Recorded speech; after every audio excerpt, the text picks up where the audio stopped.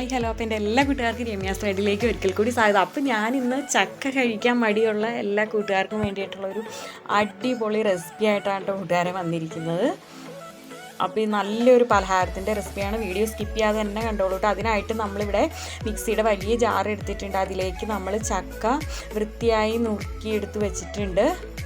ചെറുതായിട്ട് ഞാൻ അരിഞ്ഞെടുത്ത് വെച്ചിട്ടുണ്ട്. അപ്പോൾ അത് ഇട്ട് കൊടുക്കുകയാണ്. അപ്പോൾ അതൊന്ന് നന്നായിട്ടൊന്ന് അരച്ചെടുക്കാം കേട്ടോ. ഇനി ഇതാ ഞാനിവിടെ ഒരു പാത്രത്തിൽ ഫൈനായിട്ടുള്ള അരിപ്പൊടിയാണ് എടുത്തിരിക്കുന്നത്. അതായത് അപ്പോൾ ഇടിയപ്പം പൊടി ഉണ്ടല്ലോ, അതിലേക്ക് സ്വല്പം ഉപ്പും ചേർത്ത് ഇനി ഇതിലേക്ക് ഇവിടെ ഫൈൻ പേസ്റ്റായിട്ട് അരച്ചെടുത്ത ആ ചക്കയുണ്ടല്ലോ, പച്ചച്ചക്ക അരച്ചെടുത്ത് അത് നമ്മൾ ഇതിലേക്ക് ചേർത്ത് ജസ്റ്റ് ഒന്ന് മിക്സ് ചെയ്തെടുക്കുകയാണ്.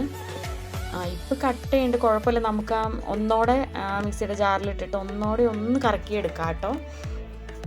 അപ്പോൾ ഞാനിവിടെ ഒരു 2 സ്പൂൺ തിളപ്പിച്ചാറിയ വെള്ളവും കൂടെ ചേർത്ത് കൊടുത്താൽ കേട്ടോ ഒന്നോടെ അടിച്ചെടുത്തിരിക്കുന്നത്. എന്നിട്ട് നമുക്കിവിടെ ചെറിയ ബോൾസായിട്ട് നമുക്കിവിടെ ഉരുട്ടിയെടുക്കാം കേട്ടോ.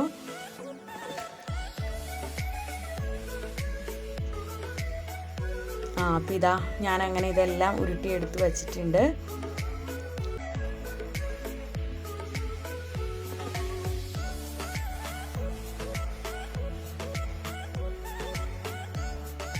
അപ്പോൾ ഇഡ്ഡലി പാത്രം അടപ്പത്ത് വെച്ചിട്ടുണ്ടായിരുന്നു കേട്ടോ. അപ്പോൾ ഇഡ്ഡലി പാത്രത്തിൽ വെള്ളമെല്ലാം തിളച്ച് വന്നിട്ടുണ്ട്. ഇനി നമുക്കിതിലേക്ക് ഈ ചെറിയ ഉരുളകൾ ഓരോന്നായിട്ട് ഇട്ട് കൊടുക്കാം.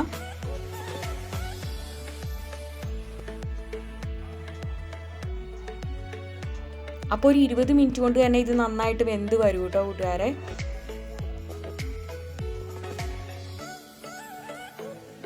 ചക്കയുടെ ഔഷധ ഗുണങ്ങൾ ഞാൻ പറയേണ്ട ആവശ്യമില്ല. പച്ചച്ചക്ക ഒത്തിരി ഫൈബർ കണ്ടൻറ്റൊക്കെ അടങ്ങിയിട്ടുള്ളതാണ്.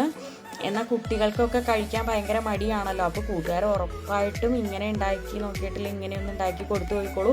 പറയാതെ ചക്കയാണെന്ന് പറഞ്ഞാലാണ് കേട്ടോ അറിയുള്ളൂ, അല്ലെങ്കിൽ അറിയുപോലുമില്ല. അത്ര ടേസ്റ്റാണ്. നമുക്കിത് ബ്രേക്ക്ഫാസ്റ്റായിട്ടും ഈവനിങ് സ്നാക്ക് ആയിട്ടൊക്കെ ഉപയോഗിക്കാവുന്ന ഒരു നല്ലൊരു ഐറ്റം തന്നെയാണ്.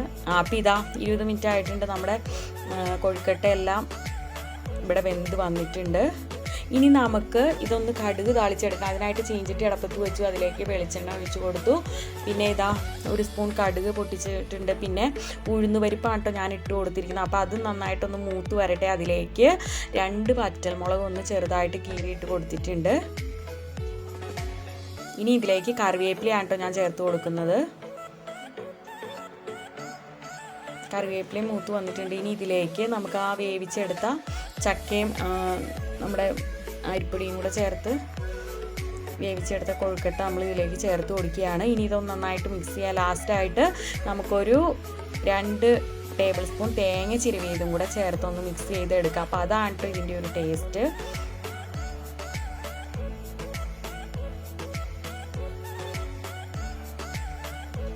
അപ്പോൾ ഇങ്ങനെ ഉണ്ടാക്കി നോക്കാത്ത കൂട്ടുകാർ ഉറപ്പായിട്ടും ഇങ്ങനെ ഉണ്ടാക്കി നോക്കൂ കേട്ടോ. അടിപൊളി ടേസ്റ്റാണ്. കുട്ടികൾക്കെന്നല്ല എല്ലാവർക്കും തന്നെ ഇഷ്ടപ്പെടുന്ന റെസിപ്പിയാണ് കേട്ടോ കൂട്ടുകാരെ ഇത്.